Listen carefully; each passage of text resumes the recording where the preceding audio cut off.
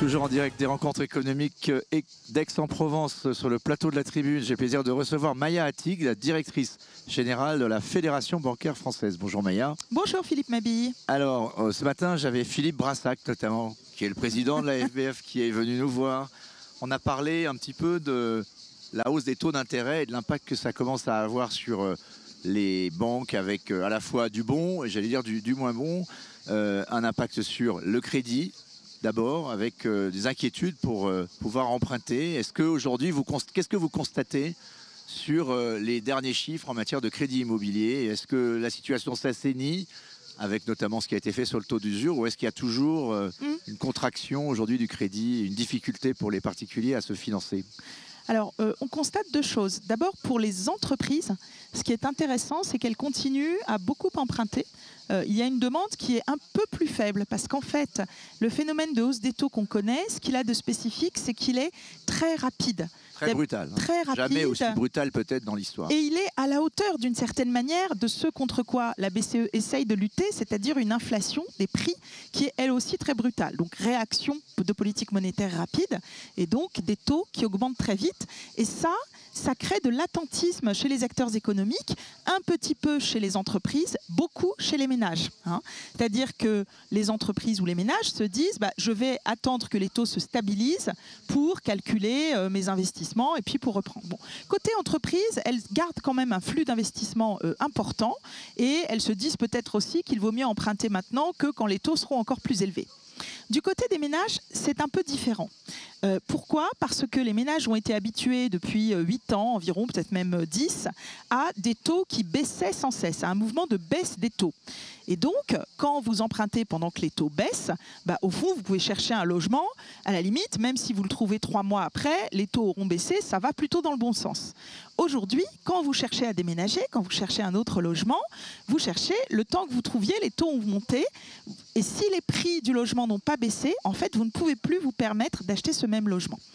Donc, ce qu'on constate, c'est que la production de crédit baisse, effectivement. Elle baisse d'un tiers à peu près. Elle reste quand même importante parce que ce que je voudrais dire, c'est qu'on a de la production de crédit qui équivaut à celle qu'on avait en 2016 à peu près. En 2016, on ne disait pas qu'il y avait un krach immobilier. On disait, en 2016, on a beaucoup de crédit. Donc, on a toujours beaucoup de crédit immobilier dans l'économie. C'est beaucoup moins qu'en 2021-2022, qui étaient des années records. Mais ça reste une production qui est possible pour des ménages qui anticipent, je dirais, sur la hausse des taux, qui n'ont pas peur de s'engager alors que les prix n'ont pas baissé. Voilà. Alors du côté de l'épargne aussi, il y a pas mal d'inquiétudes. Pas facile de choisir ses placements dans un contexte de remontée aussi rapide des taux. Bon, jusqu'à présent, les marchés, il n'y a pas eu trop de difficultés, sauf sur les marchés obligataires. Et puis, il y a la hausse du taux du livret A. Donc, on devrait connaître jeudi prochain le verdict, en tout cas la recommandation du gouverneur de la Banque de France. Ça sera décidé par le ministre des Finances en matière de taux du livret A. S'il devait augmenter, comme on le dit, à 4%, peut-être même plus, qu'est-ce que vous dites, vous les banques? Est-ce que c'est un vrai problème par rapport à la hiérarchie aujourd'hui des produits d'épargne? Alors ça, c'est vraiment une décision à prendre par les pouvoirs publics, très simplement. C'est vrai qu'on a en France cette habitude d'avoir des livrets garantis par l'État et en même temps très liquides, c'est-à-dire qu'on peut sortir à tout moment. Bon.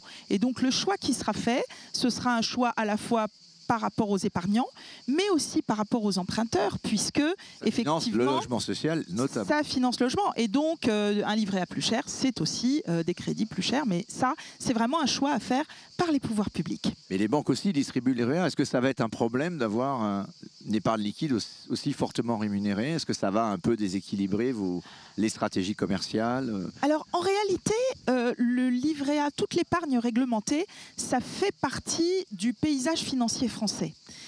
Chaque pays européen a quelques spécificités. La France a une spécificité qui est vraiment gigantesque, qui est d'avoir des produits très répandus dans la société et avec cette double caractéristique de garantie publique, sécurité totale, rémunération administrée et possibilité de sortir à tout moment.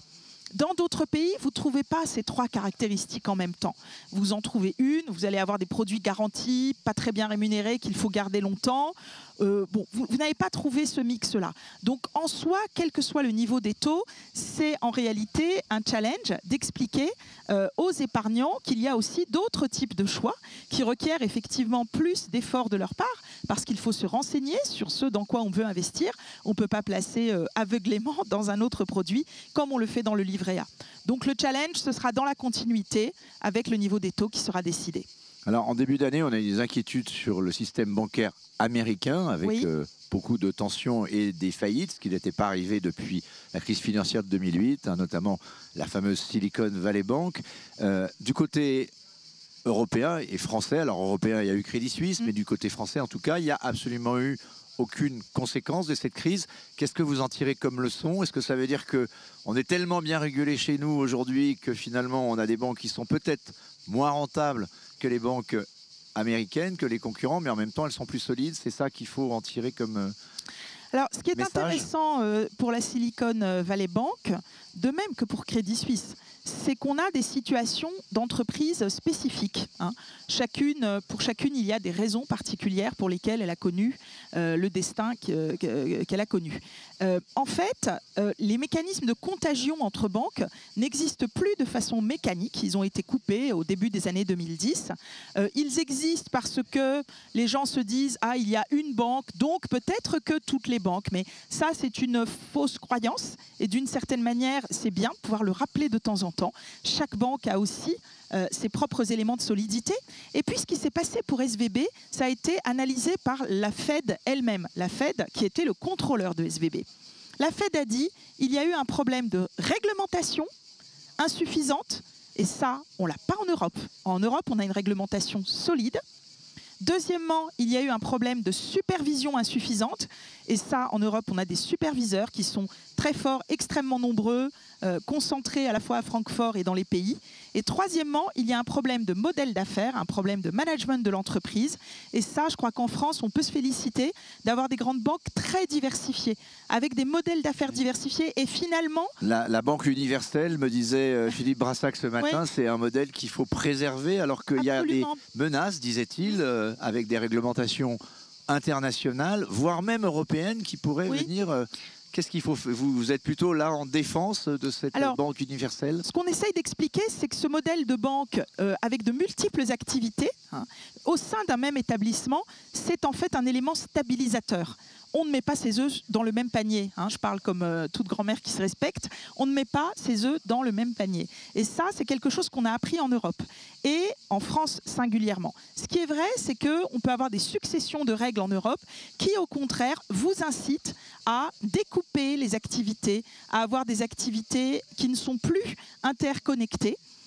Et donc ça, c'est quand même une vision des modèles qui va dans le sens de ce qui n'a pas marché ailleurs. Et donc c'est là-dessus qu'on alerte. Donc de risques finalement systémiques sur les banques. Oui, pour nous, disons qu'il y a un véritable intérêt à la diversification d'activités et ça devrait être reconnu et encouragé par la réglementation plutôt que des incitations contraires. Alors, moi, ce qui m'a beaucoup surpris dans l'affaire SVB comme de quelques autres, c'est la possibilité de ce qu'ils ont appelé le swipe crash, c'est-à-dire qu'on pouvait swiper directement sur son téléphone portable son argent d'une banque à une autre, en gros de SVB vers JP Morgan pour caricaturer. Les plus grandes banques américaines ont largement profité de cette crise. Absolument. Les gens sont allés vers la sécurité, ce qui peut tout à fait se comprendre. Ce qui est peut-être incroyable, personne ne pouvait s'imaginer qu'on pouvait déplacer son argent quasiment instantanément. Ça, c'est pas possible aujourd'hui. Un bank run par Internet sur le système bancaire français, il y a des garde-fous, ça c'est impossible ou c'est quelque chose qu'on pourrait imaginer? Les dépôts sont libres, mais je pense que les Français sont conscients que leurs banques sont solides, qu'elles sont plus solides qu'ailleurs. On a des ratios qui sont quand même très bons.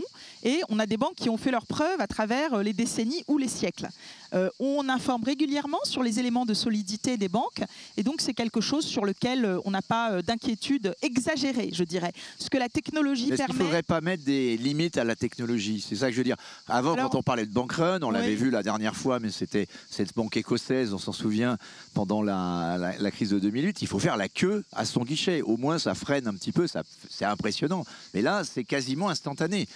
On peut mettre une banque en faillite en 4 heures. En fait, ce qui est, je pense, important, c'est vraiment de faire de la prévention en amont. Parce qu'effectivement, quand les gens font la queue devant une agence, ça peut aller plus lentement. Mais l'effet de méfiance, lui, est rapide également. Donc je crois qu'on est tous conscients que la confiance, c'est vraiment le facteur majeur de notre secteur.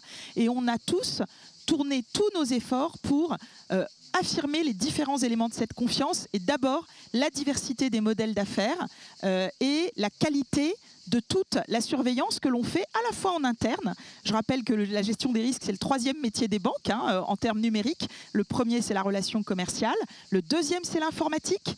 Le 3e, c'est la gestion des risques. Et ça, c'est des choses qu'on martèle parce que ce sont des éléments de confiance et la prévention, c'est la meilleure des actifs. Alors, avec les technologies, les banques sont devenues, et le système financier de façon générale, une immense SS2I avec aujourd'hui énormément d'informatique et même d'intelligence artificielle qui est en train d'arriver. Alors il y a le secteur des fintech qui est assez dynamique, même s'il souffre un peu en ce moment, on le voit. Et puis il y a de façon générale une révolution qui arrive dans les systèmes de paiement, soit avec les crypto-monnaies, soit avec ce qu'on appelle la tokenisation, c'est un peu technique, mais il y a véritablement une logique complètement nouvelle de conception de la monnaie, et même la Banque Centrale Européenne, ça a été dit par le gouverneur de la Banque de France cette semaine lors de la réunion Europlace, travaille à un e-euro numérique pour 2027-2028. Comment est-ce que les banques françaises abordent ce virage, cette nouvelle accélération technologique ?